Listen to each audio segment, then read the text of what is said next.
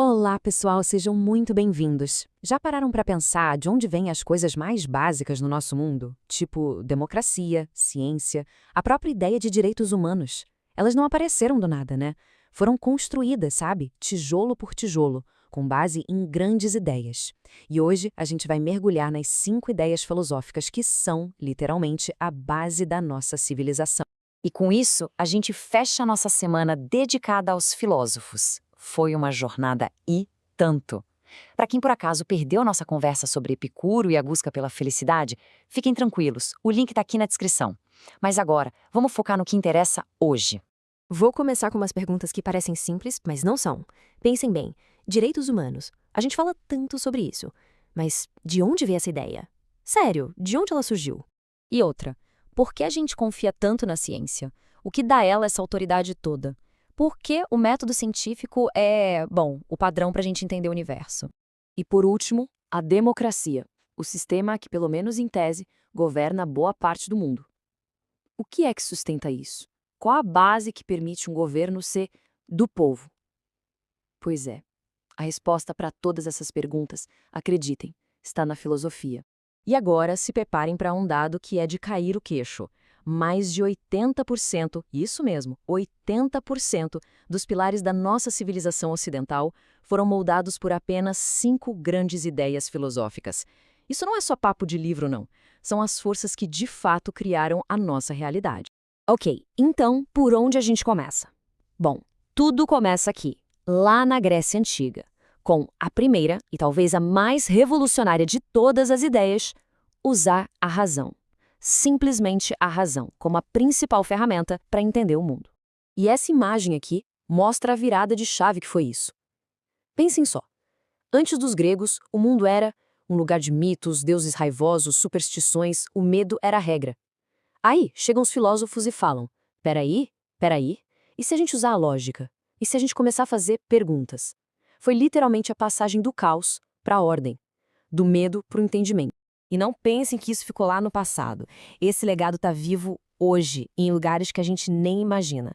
Sabe o computador ou celular onde você está assistindo isso agora? A lógica por trás dele, de verdadeiro ou falso, vem direto de Aristóteles. A escola que ensina a pensar criticamente, a debater, isso é Sócrates puro. E um tribunal onde se usa argumentação racional para buscar justiça, um eco direto dos gregos. Eles basicamente nos deram o sistema operacional da mente ocidental. Ok.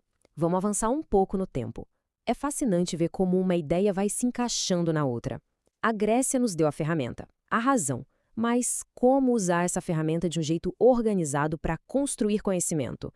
Bom, a resposta para isso veio bem depois, lá na Revolução Científica. E aqui, um cara chamado Francis Bacon foi essencial. A grande sacada dele foi: chega de começar com teorias malucas e abstratas. O conhecimento de verdade começa com a observação. Olhe para o mundo, faça experimentos, colete dados e só então, com base nas provas, você cria uma lei. Esse é basicamente o coração do método científico que usamos até hoje. Agora, se Bacon organizou o mundo lá fora, René Descartes fez algo ainda mais radical. Ele olhou para dentro. Imagina só a audácia. Ele pensou: e se tudo isso aqui for uma ilusão? Meus sentidos podem me enganar? Ele duvidou de tudo. Mas, no meio de tanta dúvida, ele achou uma única certeza. Se eu estou duvidando, é porque eu estou pensando. E se eu penso, eu existo. Penso, logo existo. Genial. E essa ideia do eu pensante mudou o jogo completamente. A tal dúvida sistemática de Descartes virou a base do rigor científico que a gente tanto preza. E aquela separação que ele fez entre mente e corpo, bom, isso abriu as portas para a psicologia, para a neurociência, que hoje está aí quebrando a cabeça para entender de onde vem a consciência. E olha que louco, até a grande pergunta da nossa era sobre inteligência artificial, será que uma máquina pode pensar de verdade? É uma herança direta de Descartes. Mas é claro que essas novas formas de pensar não iam ficar só nos laboratórios e nos livros de filosofia, né? Elas vazaram, transbordaram e causaram uma verdadeira revolução na forma como a gente organiza a sociedade. Porque pensa bem, se cada indivíduo tem razão, então cada indivíduo deve ter direitos. A sementinha da democracia, que foi plantada lá em Atenas, ficou meio adormecida por séculos. Mas aí veio o Iluminismo, e ela foi resgatada com força total. Caras como John Locke e Rousseau pegaram aquela base da razão grega e aplicaram na política. A conclusão deles? Um poder só é legítimo se vier com o consentimento de quem é governado. Simples assim. E aqui está o ponto central da coisa toda. O iluminismo disse, olha, o poder não vem de Deus, nem de uma família real. O poder vem do povo. Ponto. E mais, se um governo passar por cima dos direitos básicos das pessoas, vida, liberdade, propriedade, o povo não só pode, como tem o direito de se rebelar. E foram exatamente essas ideias que botaram fogo na Revolução Americana e na Revolução Francesa. Certo. A gente já redefiniu a ciência, a política, o indivíduo, mas ainda faltava uma peça nesse quebra-cabeça. Faltava uma base sólida, racional, para a ética. Uma moral que não dependesse da religião de cada um ou da cultura de cada lugar. E foi o gigante Immanuel Kant quem encarou esse desafio. E a solução que Kant propôs foi o que ele chamou de imperativo categórico. Parece complicado, mas a ideia é genial de tão simples. É uma espécie de teste. Antes de fazer qualquer coisa, se pergunte: e se todo mundo em todo lugar fizesse exatamente a mesma coisa que eu estou prestes a fazer? O mundo ainda funcionaria? A regra por trás da minha ação poderia virar uma lei universal? Vamos para um exemplo bem prático para ficar claro. Imagina que alguém vai mentir para levar uma vantagem. Pelo teste de Kant, a gente se pergunta, e se mentir para se dar bem virasse uma regra para todo mundo? Bom, em pouco tempo, a palavra verdade não significaria mais nada, a confiança acabaria, a sociedade entraria em colapso. Logo, pela lógica, mentir é imoral. E o impacto disso aqui é imenso. Porque Kant deu a base filosófica para a gente dizer que os direitos humanos são universais.